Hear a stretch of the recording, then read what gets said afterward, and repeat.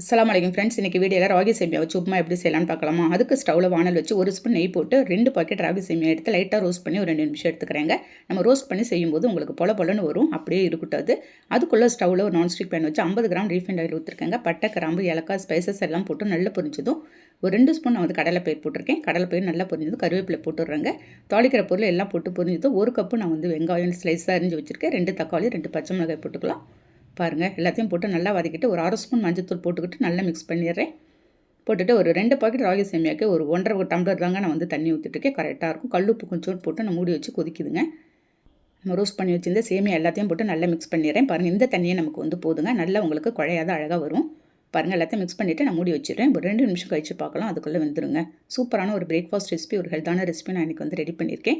இதேமாதிரி நீங்களும் ஒரு டைம் ட்ரை பண்ணுங்கள். அப்படியே எடுத்து சூடாக எடுத்து சர்வ் பண்ண வேண்டியதாங்க. செம்ம சூப்பரான டேஸ்ட்டில் இருந்துச்சு. ஓகே ஃப்ரெண்ட்ஸ், நீங்களும் ட்ரை பண்ணி பார்த்துட்டு கண்டிப்பாக கமெண்ட் பண்ணுங்கள்.